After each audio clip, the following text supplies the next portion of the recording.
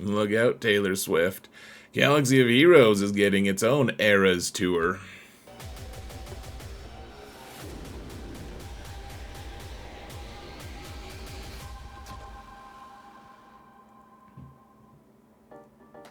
Hello everyone, and welcome to another episode of Xerath Prevails. There was a new, huge Infodump update that was sent to us by CG, by Meatface, and there's a lot.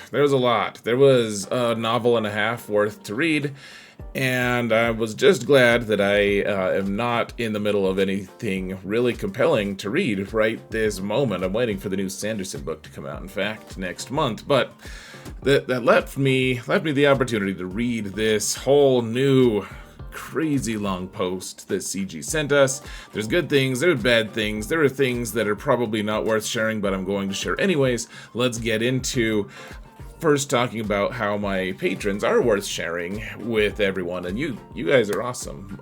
You, as in my patrons, you guys are amazing. Thank you guys so much for all of your support, guys. I truly, really, honestly could not do this without you. Thank you guys so much. And if you want to support this channel for free, folks, all you gotta do is hit that thumbs up button, like that, like button, hit that like button, subscribe, comment. Let's mount the algorithm, mount the algorithm, mount the algorithm. Let's do it. Let's get to it, folks. So here's the so to speak the table of contents that we're going to be using. There's a lot of new stuff, guys. You can read it on your own. If you can't, that means you're either it means you're illiterate, probably, or you're not good with seeing anything. So anyways, it would make sense that you would want some kind of a more vocal medium, such as YouTube. It makes sense. I'm not even judging you out loud. So, anyways, I spent longer than I should have on this really awesome poster, the Taylor Swift Eras tour, as opposed to the Hera's tour. I don't know. It looks real awkward. It almost looks almost scandalous, honestly, with Taylor Swift's mic sticking out. It's not. It got weird. So anyways, here's Meatface's intentionally bad art of what the era thing is, with episodes and marquee releases and all kinds of language that we're all gonna have to get used to. And I'm not gonna regurgitate all of it to you because I'm not familiar with it. It would just end up sounding kind of stilted. But I did add this H to the end, or to the start of Hera, or Era. Or was it Hera all the time?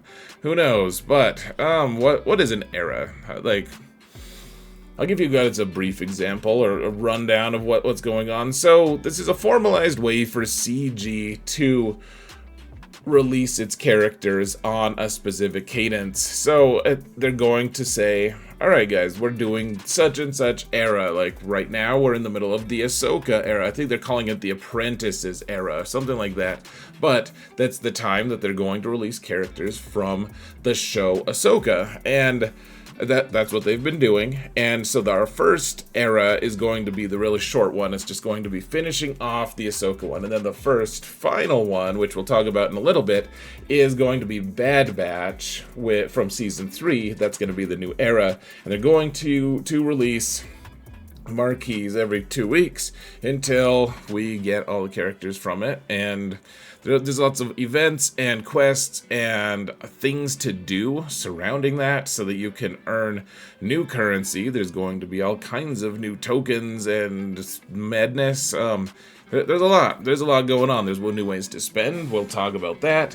And at the end of the day, I think the thing that stuck out to me, which, this is always the catch of these videos, like everyone has something that's more important than others to them, and certain things I'll notice that you guys don't, and so let's share them in comments, guys. If I don't hit something that you think was important, let me know. It's important. Maybe I didn't notice it. Maybe you're wrong and it's not important, but you should just check to make sure.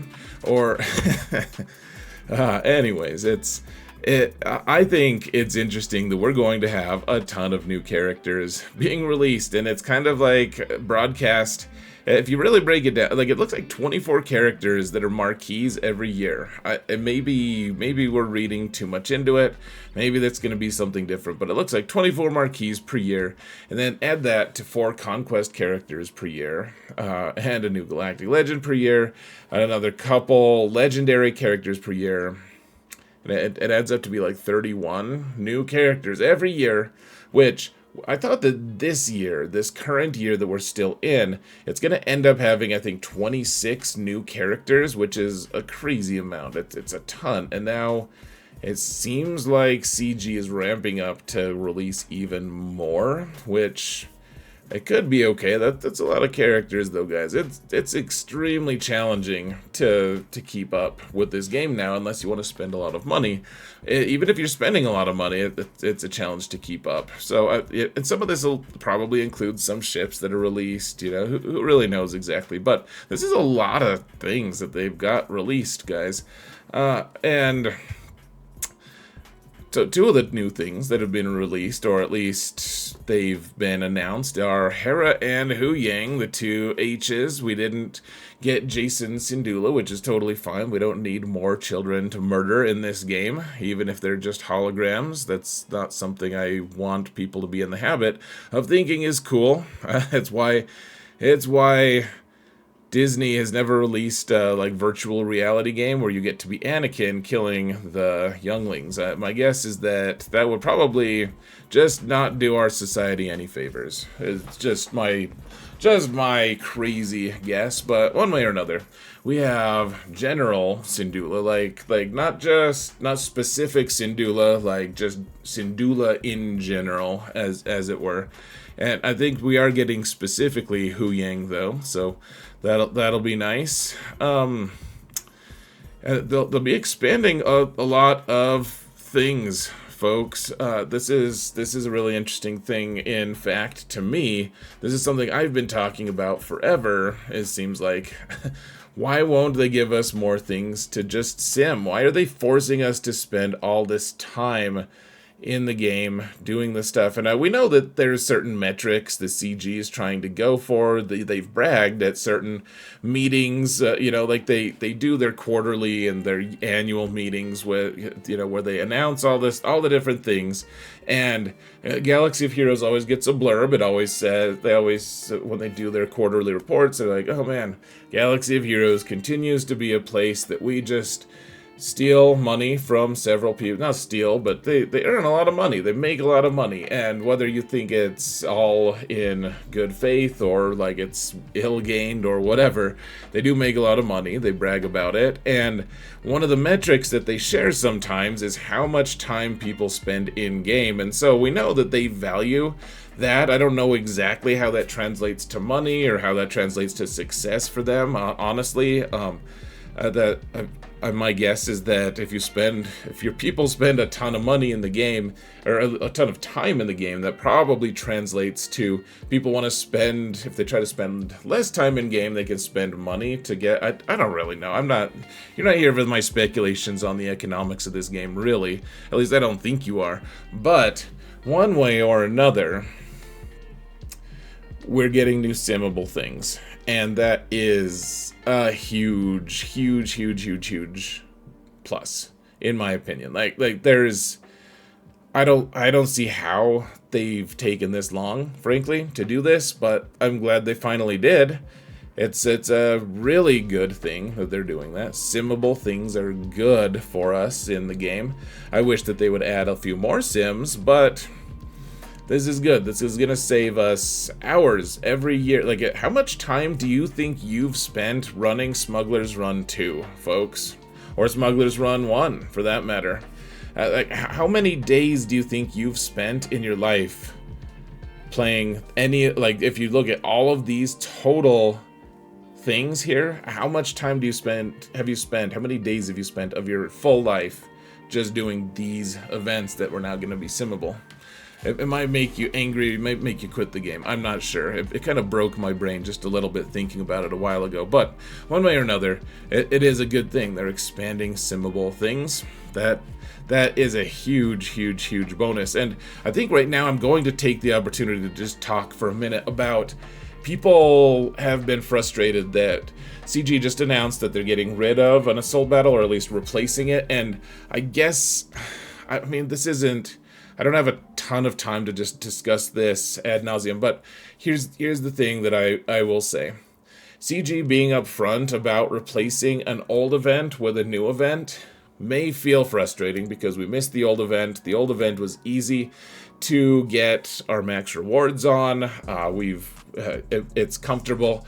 And I guess the thing I will say is, first off, I'm glad that they're being like upfront about it. That they've done a ton of times where like they didn't have to say anything. They could have just done it without comment. That there's a ton of stuff they just don't talk about or address at all. And the fact that they addressed it, I don't think should be penalized. I think we should be like, oh, okay, well, that makes sense. It might be frustrating, but I guess the thing is, they've also just replaced a ton of stuff in this game. Like, they've replaced raids in this game, and that should be way more frustrating than anything else, because all of those teams that you worked on for raids, how many people are going to be super happy at the end of this raid that they have a Relic 8 Kit Fisto? I mean, there's a ton of characters that we've worked on and put a ton of investment in that the raids just completely invalidate. That the same is true for a ton of different events that they've either really minimized the number of times we've played it. Like, we used to play these mythic events that they have listed here. They used to have those like twice a week, and now they're like once or twice a month at most. So the fact that they're just getting rid of an event and they're giving us the courtesy of telling us about it, I think is probably more than we should typically even expect from them. Whether it's frustrating or not is up to you, but to me, it just seems like the natural course of how the game is going to work. They're not just going to suddenly give us more assault battles that are they're not just going to give us way more rewards just because they have more assault battles. That's not really how it's going to work. So, anyways, they also told us that the daily grind is reduced. I'm not totally convinced about it. You can see the dailies that we have, yes, we'll be doing less of them, which is nice. Absolutely. That's great. And we can use any kind of energy for the 600 daily energy, which that is hugely beneficial. I love that. I've always wondered why they didn't go for it, but that is very player friendly, very player friendly. However, they do say it's just tough to know, guys. It's tough to parse. They say that we're gonna spend less time doing stuff, but then they're like, okay, well here's some quests that you have to do for these new marquees, and here's some diagram things, here's some more quests, here's some more journey quests, there's achievements, there's the prestigious quests that we have are now the people who spent thousands of hours, hundreds of hours trying to get the bounty hunter title are now going to be in the same group as me, who I'm not gonna have spent even close to the amount of time that people got it. They've cheapened that reward quite a bit, but the prestigious awards, that there's a ton of stuff that they're adding, and it's tough to know exactly how much time we're going to end up spending on this stuff. It feels like, just reading it seems like, oh my gosh, we have so much more crap that we've got to do now. It may end up being way less time. I'm not sure. I'm going to just reserve my judgment till we actually see it and play it. It looks like a lot of busy work and a lot of frustration, honestly. So let's find out how it goes. I don't know. I'm not really going to give him the benefit of the doubt. I hope it's good. I hope it doesn't just totally suck, guys. Let's fingers crossed, but I'm not just going to assume anything.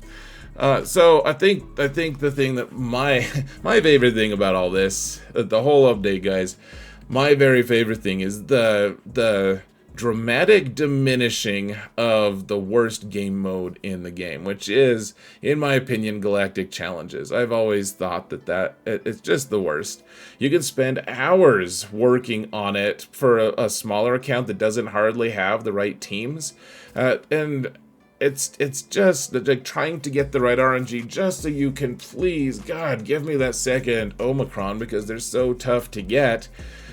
And it's just such a time sink for the dumbest thing. And so it's gone now.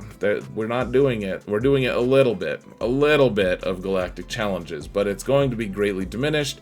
Our requirement to get the max crate is no longer there, and we'll be earning all of the stuff from the Galactic challenges in other ways. Like I said, the daily grind may not have gotten better, but at least Galactic Challenges is gone. Thank God. Now, there are fun new ways to spend money, and they didn't do themselves much of a favor, folks, they kind of front-loaded all of the different pictures. There's like 7 pictures, or that's probably an over-exaggeration, but there's going to be episode passes that I think you have to spend every month or so. My guess is it'll be on a similar cadence to how often we spend on Conquest passes, and they cost either $20 or $40, which people, I swear, guys, I actually did read a lot of comments on this, and people cannot agree. Is this actually market standard, or is it double market standard? We don't know. We don't even know what's in those passes yet. Again, let's reserve judgment, and my guess is that if you want to be free to play, you're gonna have about the same experience. They actually devoted a lot of word salad to the discussion of free-to-play and how they're different from the people who want to spend money. And whereas it may have felt like they were talking down to you as a peasant and elevating the people who spend a lot of money, I kind of think it's more of an insight on how CG kind of sees all of us. They see us as distinct entities, and it means that they target different things for different people. And of course, the people who spend money are going to be more important to them. It would be ridiculous if that was false. Of course, free-to-play is also important to the game for several different important reasons that we don't need to get into here, but I do think that it's an interesting insight, because before we've all been called hollow table heroes. Now they're kind of like, well, the peasants are the ones who don't spend money, and the slightly more the merchant class of people are the ones who spend on the $20 pass. Now I don't really know exactly how they think of us, but I will say that I don't think free-to-play is going to take a huge hit here, guys. I think that you're struggling to keep up as free-to-play is going to continue. I don't think it's going to get better for you. By any stretch, but I don't think it's going to get worse just because they offer new packs. I think this seems more like they're trying to move more people into that light whale category. That's what it feels like to me. Like the dolphins, the people who are spending just a little bit, they'd like to put a little more of the financial obligation on that class of people and kind of reduce it just a little bit for the whales.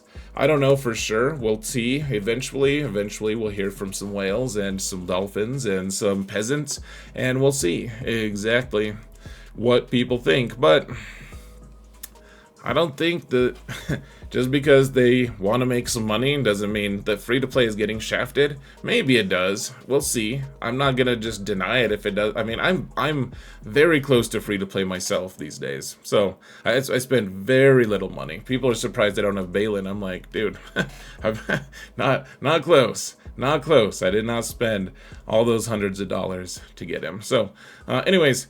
The final thing that I thought was of note here, folks, is Bad Batch is next. They're coming, and a lot of people are upset. Oh my gosh, Bad Batch, that's so stupid. I don't care. Like, how many of you wanted the stupid frogs? Like, how many people really wanted Gungans? I mean, earmuffs to Calvin, right? Like, I don't have anything against Gungans. I'm glad the people who got Gungans and wanted Gungans, I'm happy for. I actually am. The Bad Batch stuff, I think we could get some cool new characters, frankly. And they said specifically characters that are more mercenary tag characters. I mean, I think Crosshair fits that title. And more than that, I think Harry Asajj is going to come into the game, and we'll get to have her be something important. Maybe we'll get Gungi, guys. That was where he was in. He was in season 3 of Bad Batch, and we could really use Gungi as a reinforcement to our Wookiee team. That would be amazing, wouldn't it? I mean, our Wookiee team doesn't exist right now, but we really only need one good character to make it an actual, functional, solid team, and Gungi would be a really great addition. I've always said that. Anyways, what do you think? I would love to hear from you. Thank you all so much for watching, and remember that in all things, Zareth prevails. Take care.